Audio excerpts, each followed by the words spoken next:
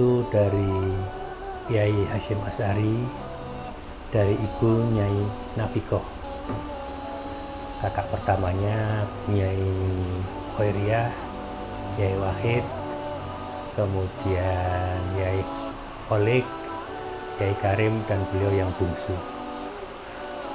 Beliau lahir pada tanggal 3 Agustus tahun 1929.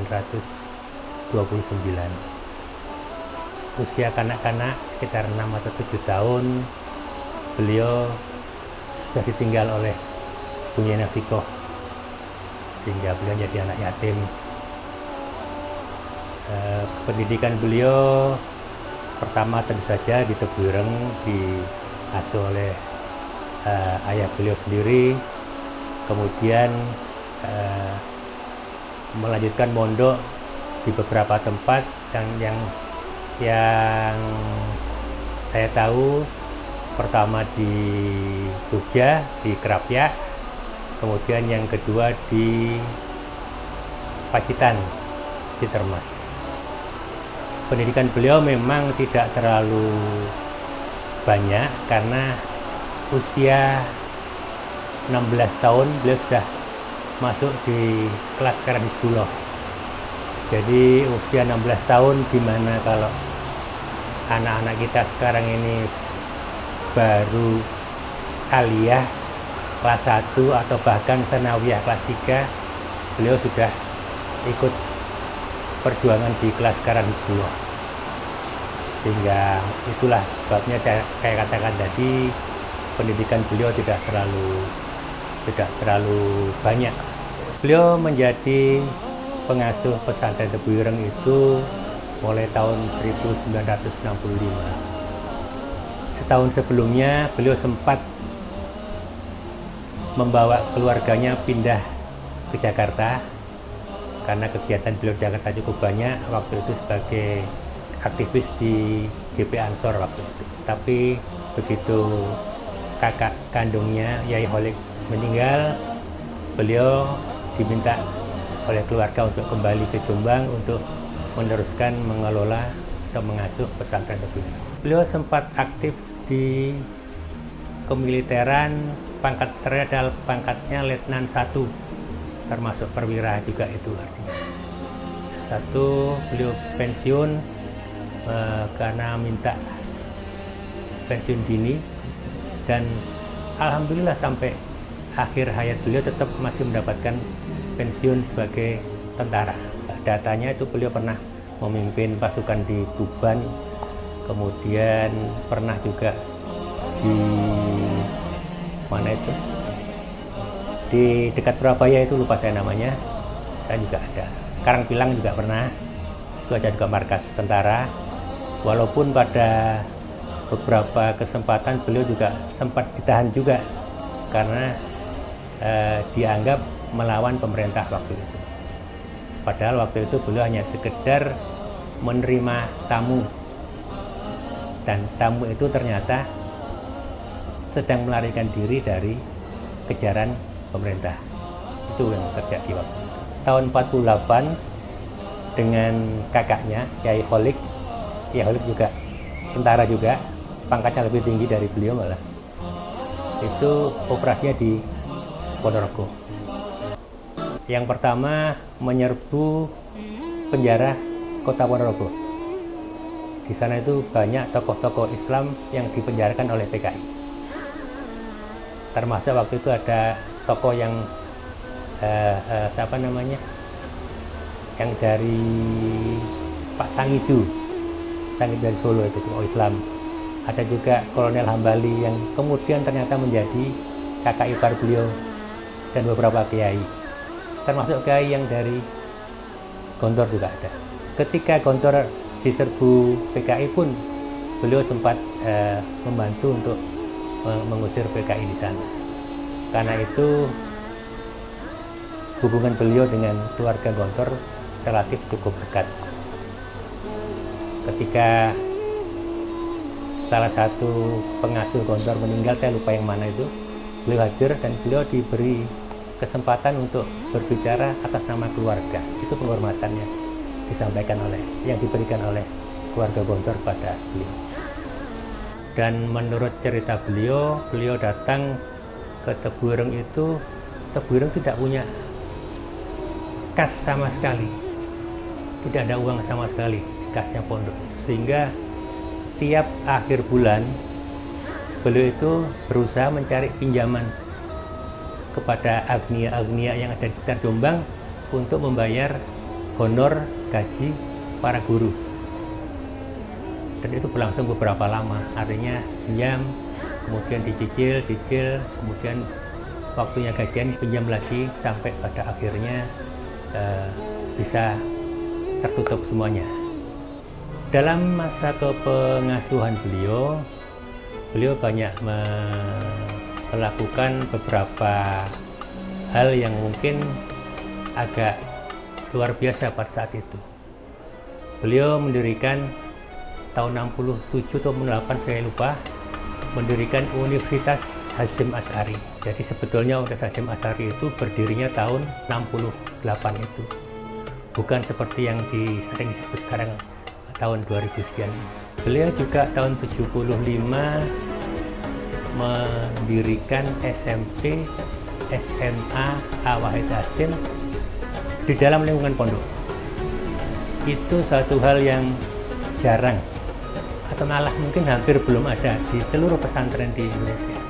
Pertimbangan beliau waktu itu sederhana sekali.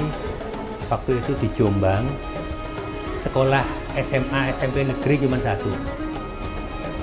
Ada yang swasta, itu milik kelompok non-muslim. Kalau nggak salah itu ada SMAK dan SMPK kalau nggak salah. Nah, waktu itu beliau berpikiran kalau kita mendirikan SMP SMA Wahid Hasyim, mungkin masyarakat sekitar sini tidak perlu harus menyekolahkan putra-putrinya ke SMA yang non-negeri itu. Walaupun kemudian pada perkembangan berikutnya ternyata justru SMP SMA juga menjadi pilihan dari masyarakat di luar Jombang. Padahal waktu itu kita berpikiran itu untuk masyarakat Jombang. Beliau juga yang mengawali, menginisiasi, memasukkan BRI ke dalam pondok dalam rangka upaya mengelola keuangan pesantren. BRI diberi tempat di dalam pondok untuk mengelola. Itu juga hal yang baru sama sekali untuk masyarakat pesantren di Indonesia. Dan ini yang mungkin yang saya cermati, bahwa beliau memang sangat hati-hati dalam hal keuangan, terutama keuangan pondok.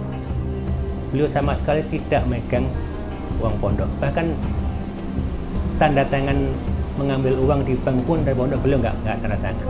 Saking hati-hatinya beliau. Saya pernah mengantar beliau ketemu seseorang di Jakarta. Kemudian setelah itu selesai pulang, beliau, ini ada titipan dari Pak ini tadi, angka yang cukup besar.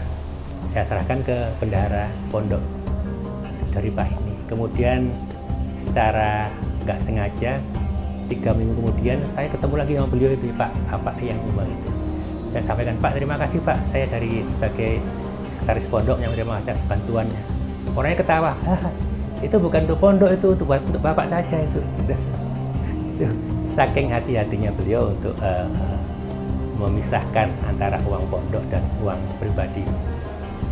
Beliau juga yang menginisiasi pendirian Ma'had Ali. Beberapa setahun atau 2 tahun sebelum beliau menyerahkan estafet kepengasuhan, beliau sudah menginisiasi pendirian Ma'had Ali yang kemudian diresmikan pada saat beliau sudah menyerahkan kepengasuhan kepada almarhum Gus Solah. Jadi banyak hal yang telah beliau lakukan dan yang cukup menjadi catatan kita pada tahun 60 sekian itu. Waktu itu pemerintah Indonesia memberi penawaran kepada pondok-pondok yang punya madrasah aliyah maupun sanawiyah untuk dinegrikan dengan keuntungan. Tentu secara finansial pondok nggak akan mikir gaji, mikirkan enggak.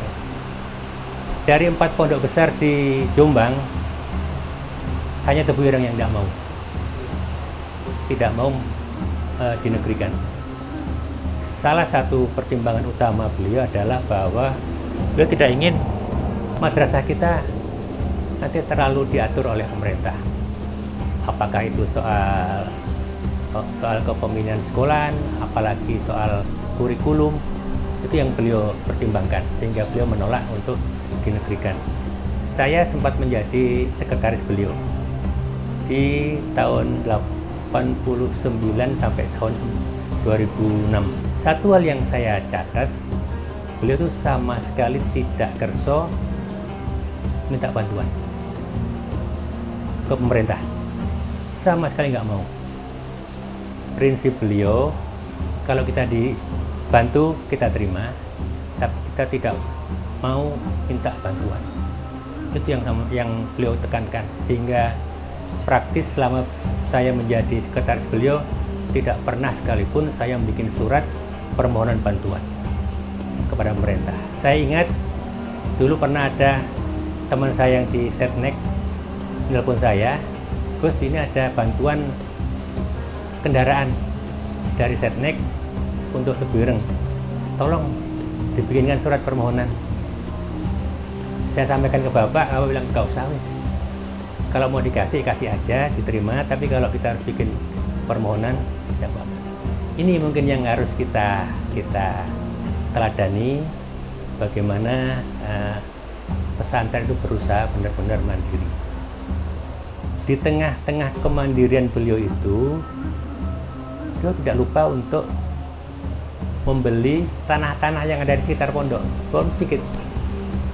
Pondok uangnya nggak banyak, tapi kalau ada tetangga yang menawarkan tanahnya untuk dibeli, ya diupayakan oleh beliau untuk bisa beli. Bahkan kalau perlu cari pinjaman. Karena beliau berpikiran bahwa pasti kita nanti akan membutuhkan tanah untuk perluasan. Entah sekarang, entah tahun depan, entah 10 tahun lagi pasti itu. Dan itu ternyata memang benar. Kita sekarang kesulitan mau mengembangkan pesantrennya karena sudah terkepung oleh penduduk. Beliau itu saya kira, bagi saya sendiri, saya tidak pernah melihat ada beberapa ritual-ritual khusus beliau, ya. Karena ya memang seperti itu beliau itu, tidak ada ritual khusus, tapi ya dalam beberapa kesempatan beliau selalu memberikan contoh kesederhanaan saja. Mungkin mereka yang dulu sering membantu di dalam itu tahu bagaimana pola hidup beliau, bagaimana beliau dahar pagi itu paling ya tahu sama kecap saja. Kalau siang ya nggak terlalu banyak, seperti itu. Itu yang sering ditekankan oleh beliau. Dan itu banyak hal. Beliau itu jarang sekali meminta kita anak-anaknya untuk melakukan sesuatu. Jarang sekali menyuruh sesuatu. Tapi kita tahu kira-kira beliau itu pengen maunya kita apa, itu tahu. Jadi sering kita memperhatikan, oh beliau itu kepingin saya seperti ini gitu, tanpa beliau mengucap. Yang sering saya dengar itu yang beliau sampaikan, beliau kan punya kebiasaan karena beliau aktif di Jakarta, kalau pulang ke Jombang mungkin mengumpulkan santri, selalu menekankan, terutama waktu mau libur, selalu menekankan kembalilah ke pondok tepat waktunya. Karena ini kalimat yang sering beliau ulang-ulang. Awal yang baik adalah separuh keberhasilan. Tapi awal yang jelek itu sudah separuh kegagalan. Karena itu beliau selalu menekankan santri balik tepat waktu dan menekankan pada guru-guru, pada kepala sekolah memulai pelajaran tepat waktu. Itu yang selalu sering beliau tekankan. Beliau memang beri kesempatan pada santri untuk buat mimbar bebas setiap malam Jumat dan malam Selasa, terutama malam Selasa, apapun yang boleh dibicarakan, apapun boleh dikritik selama tidak merusak boleh-boleh saja. Itu yang beliau tekankan. Karena beliau waktu itu masih aktif di Jakarta, sebagian besar menceritakan, memberikan informasi perkembangan situasi di Jakarta, dan kebetulan juga waktu itu juga beliau aktif di politik, juga memberikan informasi perkembangan politik di Jakarta, di Indonesia. Dan itu sepertinya sangat memberi semangat santri untuk ikut juga terjun di politik. Saya ingat pada awal-awal reformasi dulu itu, atau menjelang reformasi dulu itu, beliau cerita di DPR RI itu alumni Tebu Ireng itu ada hampir 16 atau 17 itu, lupa saya, semua fraksi. Nah, mungkin sekarang ini tidak bisa seperti itu lagi. Mudah-mudahan nanti kita bisa mengejar lagi. Harapan beliau cuma satu, santri itu harus bisa ada di mana-mana dan memberi warna dimanapun dia berada. Beliau di DPR waktu itu memberi warna di sana. Kita tentu ingat ke peristiwa unjuk rasa cukup besar waktu itu tentang undang-undang pernikahan, undang-undang perkawinan. Itu rame. Salah satu yang menginisiasi adalah beliau untuk karena waktu itu pemerintah mengajukan undang-undang perkawinan yang dianggap tidak sesuai dengan aturan agama Islam. Ramelah beliau. Itu artinya bagaimana santri dimanapun berada bisa memberikan warna di lingkungannya dia berada. Beliau dari segi politik yang pernah saya sering, beliau tuh dulu dengan Pak Harto itu bertentangan keras. Tapi begitu Pak Harto lengser, beliau sangat dekat. Sering komunikasi, sering nyambangi karena Pak Harto sakit. Itu apa artinya? Artinya bahwa hubungan silaturahim tidak bisa diputus walaupun apapun sebab yang terjadi. Beliau juga menceritakan bagaimana tahun 50 sekian pada saat pemilu pertama di Indonesia, waktu itu ada Partai Masyumi, kemudian ada Partai NU. Begitu Partai Masyumi mengadakan kampanye di alun-alun Jombang, beliau minta santri-santri untuk ikut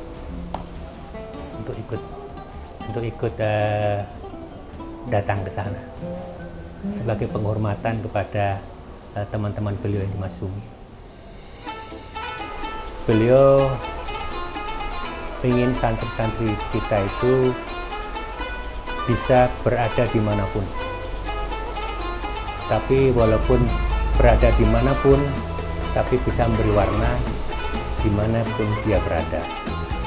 Baik itu di ranah kepegawaian,